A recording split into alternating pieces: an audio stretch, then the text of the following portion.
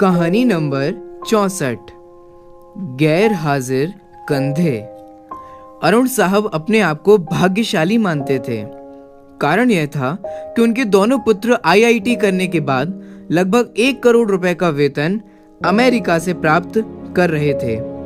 अरुण साहब जब सेवानिवृत्त हुए तो उनकी इच्छा हुई कि उनका एक पुत्र भारत लौट आए और उनके साथ ही रहे, परंतु अमेरिका जाने के बाद कोई पुत्र भारत आने को तैयार नहीं हुआ।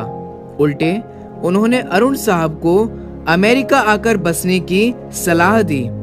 अरुण साहब अपनी पत्नी भावना के साथ अमेरिका गए, परंतु उनका मन वहां पर बिल्कुल नहीं लगा और वे वापस भारत लौट आए।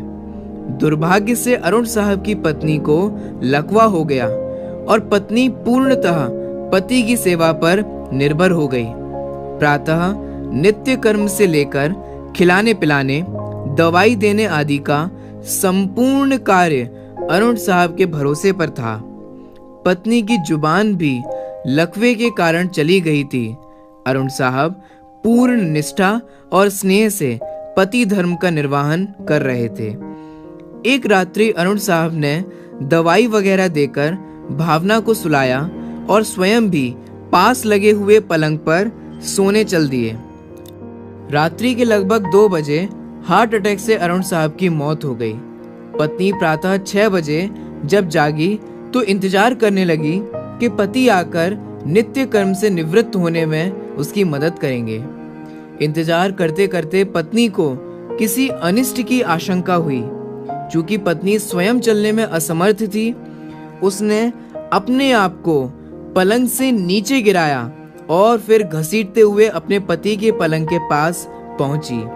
उसने पति को हिलाया डुलाया पर कोई हलचल नहीं हुई। पत्नी समझ गई कि अरुण साहब नहीं रहे। पत्नी की जुबान लकवे के कारण चली गई थी, अतः किसी को आवाज देकर बुलाना भी पत्नी के वश में नहीं था। घर पर कोई और सदस्य भी नहीं था।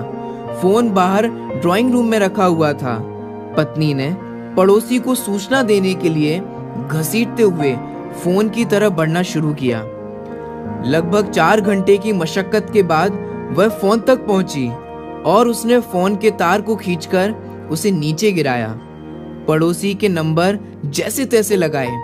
पड़ोसी भला इंसान था। फोन पर कोई बोल नहीं रहा था, पर फोन आया था, अतः वह समझ गया कि मामला गंभीर है।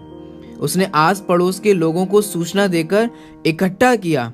दरवाजा तोड़कर सभी लोग घर में घुसे। उन्होंने देखा अरुण साहब पलंग पर मृत पड़े थे तथा पत्नी भावना टेलीफोन के पास मृत पड़ी थी। पहले अरुण और फिर भावना की मौत हुई। जनाजा दोनों का साथ साथ निकला।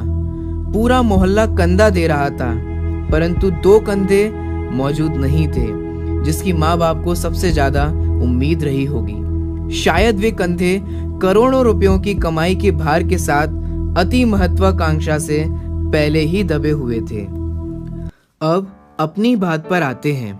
आज वर्तमान में भी सभी माता पिता अपने बच्चों को खूब पढ़ाना चाहते हैं, विदेश भेजकर पढ़ाना चाहते हैं और उन्हें हर तरह से लायक बनाना चाहते हैं, पर हम उन्हें इतने लायक बना देते हैं कि वे हमें ही एक दिन नालायक समझने लगते हैं।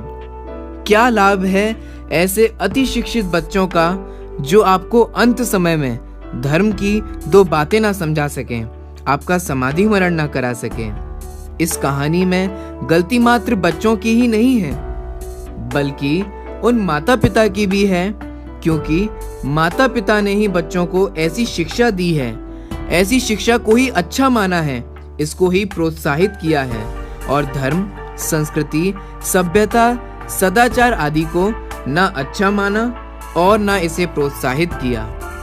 अगर इस वीडियो को देखने वाले आप माता पिता हैं और आप नहीं चाहते कि आपके साथ भी यही घटना घटित हो, तो आज ही अपने बच्चों को धर्म के संस्कार दीजिए, उन्हें पाठशाला में भेजिए, स्वाध्याय करने के लिए प्रेरणा दीजिए और उन्हें शास्त्रीय विद्वान बनाइए।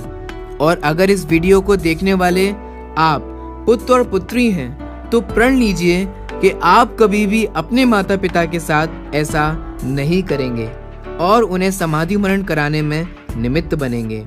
आपसे निवेदन है कि आप इस कहानी को अधिक से अधिक शेयर करके सभी माता पिता और उनके बच्चों तक अवश्य पहुंचाएं। अगर आपने भी इस कहानी से कोई प्रण लिया हो तो वह हमें कमेंट करके अवश्य बताएं।